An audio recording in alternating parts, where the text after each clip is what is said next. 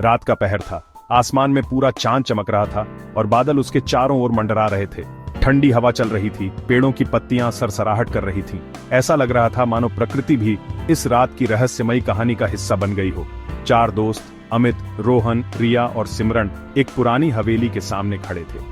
उनके चेहरे पर उत्सुकता और डर का मिश्रण साफ दिखाई दे रहा था।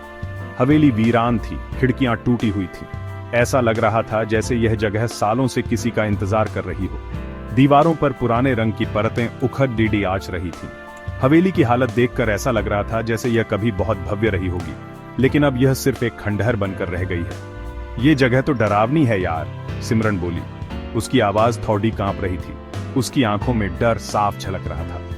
हाँ, लेकिन सोचो इसके पीछे कितनी कहानियां छुपी होंगी, अमित ने कहा, उत्साह से हवेली की तरफ देखते हुए। उसकी आंखों में एक अजीब सी चमक थी, जैसे वह किसी रोमांचक अनुभव की तलाश में हो। एक जोरदार हवा का झोंका आया और हवेली का एक दरवाजा चरमरता हुआ खुला। दरवाजे की आवाज ने सबको चौंका दिया। अंदर से धूल और सड़ी हुई लकड़ी की गंध आई। ऐसा लग रहा था जैसे हवेली के अंदर का समय थम सा गया हो। रोहन ने अपनी टॉर्च जलाई। चलो अंदर चलते हैं, उसने कहा। बाकी दोस्तों ने भी अपनी टॉर्च निकाली और वे धीरे धीरे हवेली के अंदर कदम रखने लगे। उनके दिल की धड़कनें तेज हो गई थीं और हर कदम के साथ उनके मन में एक नया सवाल उठ रहा था। हवेली के अंदर का नजारा और भी डरावना था। जाले और धूल हर जगह फैली हुई थी। फर्नीचर टूटा हुआ था, जैसे सालों से किसी ने उन्हें छुआ भी ना हो। मुझे यहाँ कुछ अजीब लग रहा है, रिया ने फुसफुसाते हुए कहा। अचानक उन्हें कहीं से फुसफुसाहट की आवाज सुनाई दी। तुमने सुना? अमित ने पूछा। उसकी आवाज में डर साफ झलक रहा था। फुसफुसाहट फिर से सुनाई दी, इस बार ज्यादा साफ। यह आवाजें जैसे किसी रहस्य को उजागर करने की कोशिश कर रही थीं, एक गूंज जो हवेली की दीवारों से टकरा रही थी। वे आवाज का पीछा करते हुए एक कमरे में पहुंचे। दरवाजा धीरे धीरे चरमराते हुए खुला और वे अंदर दाखिल हुए। कमरा बाकी हवेली से अलग था। यह जगह बाकी हिस्सों की तरह डरावनी नहीं थी, बल्कि एक अजीब सी शांति थी यहाँ।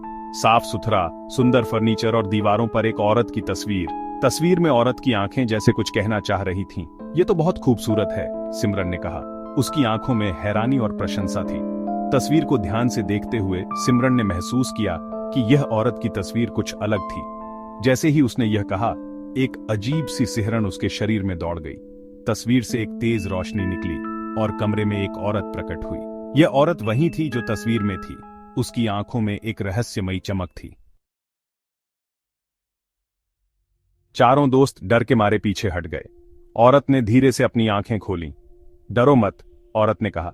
उसकी आवाज मीठी थी, लेकिन एक अजीब सी उदासी उसमें छाई हुई थी। आप कौन हैं? रोहन ने पूछा, हिम्मत जुटाते हुए। मैं इस हवेली की रक्षा करती हूं। सालों से इंतजार कर रही हूं किसी के आने का जो मेरी कहानी सुन सके। औरत ने उन्हें अपनी कहानी सुनाई। उसकी आंखों में एक अजीब सी चमक थी, जैसे वह किसी गहरे रहस्य को उजागर कर रही हो। प्यार, विश्वासघात और बदले की एक कहानी। यह कहानी एक समय की है जब प्रेम और विश्वासघात ने एक साथ जन्म लिया था। उसने बताया कि कैसे उसे उसके ही प्रेमी ने इस हवेली में धोखे से मार डाला था। हवेली की दीवारें अब भी उस दर्दनाक चीख को याद करती हैं। लेकिन अब मैं मुक्त होना चाहती हूं, औरत ने कहा। उसकी आवाज अब तक भयानक हो चुकी थी। उसकी आवाज में एक अजीब सी गूंज थी, जैसे वह किसी और दुनिया से बोल रही हो। और तुम मेरी मदद करोगे? उसकी आंखों में एक अजीब सी चमक थी, जैसे वह किसी गहरे रहस्य को उजागर कर रही हो। कमरे का दरवाजा अचानक बंद हो गया। एक ठंडी हवा का झोंका आया और सब कुछ बदल गया। हवा तेज हो गई और चीखें सुनाई देने लगीं। ऐसा लगा जैसे पूरी हवेली जीवित हो उठी हो। क्या यह कहानी का अंत था, या यह एक नई शुरुआत का संकेत था, या यह तो बस शुरुआत थी, एक नई दहशत की, एक नई कहानी की।